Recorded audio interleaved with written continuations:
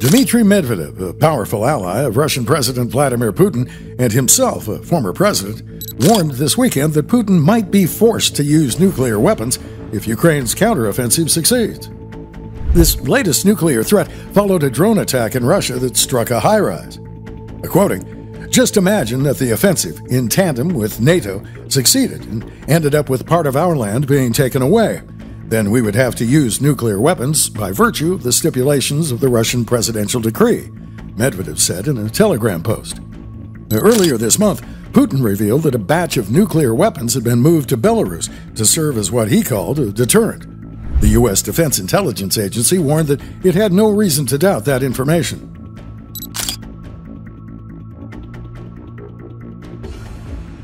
Although Kyiv's counteroffensive made little initial progress, recent reports indicate that Ukrainian forces are beginning to advance. The Ukrainian President Volodymyr Zelensky congratulated his troops this weekend for reportedly repelling Russian attacks in the southern Zaporizhia region, while another Ukrainian official asserted that Kyiv had liberated roughly 15 square miles around the eastern city of Bakhmut and approximately 77 square miles in the south. Armed with a variety of Western-provided weapons, Ukrainian forces have the means to continue to recapture territories. The Kremlin, equipped with a depleting stockpile of antiquated weapon systems, is probably feeling nervous as Kyiv's counteroffensive gains pace. Perhaps Medvedev's remarks are a veiled threat to the U.S. and its NATO allies to cease weapons shipments to Ukraine.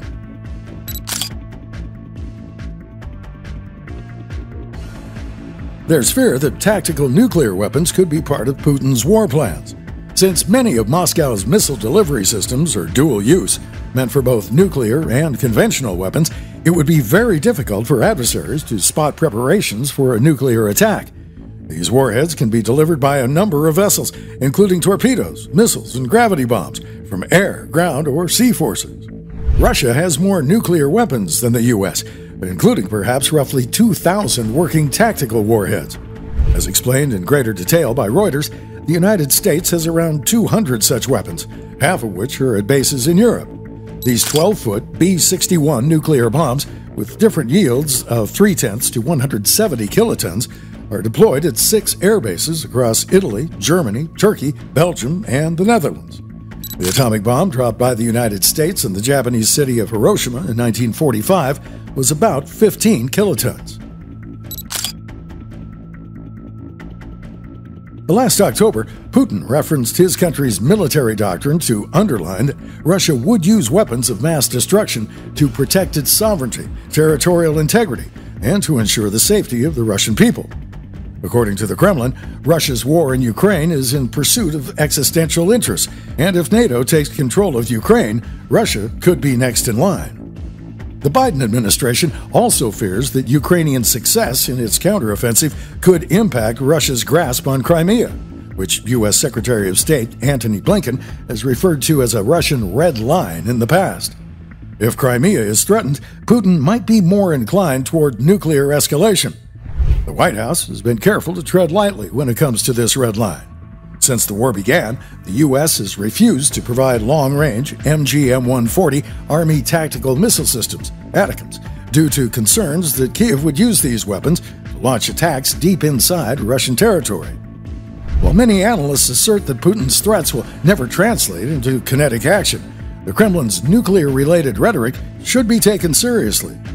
According to Russia's most recent full military doctrine, released in 2014, the country has the right to use nuclear weapons if the existence of the Russian Federation is threatened or in response to their use by other nations. Further, a doctrinal paper released in 2020 justifies preemptive Russian use of nuclear weapons. If Ukraine is successful in its counteroffensive and leaves Russia without prospect for victory, the Kremlin could consider this set of circumstances as a prelude to an attack on its own territory and reason enough for preemptive action. This weekend, Zelensky warned that the recent drone attack on Moscow was indicative of the war coming back to Russia.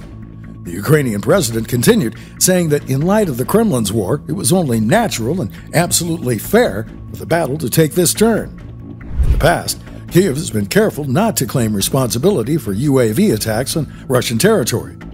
Kremlin officials called the drone attack an act of terrorism, which culminated in Medvedev's ominous nuclear remarks. If Ukraine continues to make progress in its counteroffensive, the Kremlin's threats will undoubtedly escalate. Whether or not Putin would actually use tactical nuclear weapons against Ukraine is up for debate, but it is best not to assume the Russian president is fully bluffing. The opinions expressed in this editorial are those of the author, not necessarily of this presenter. I'm a paid announcer.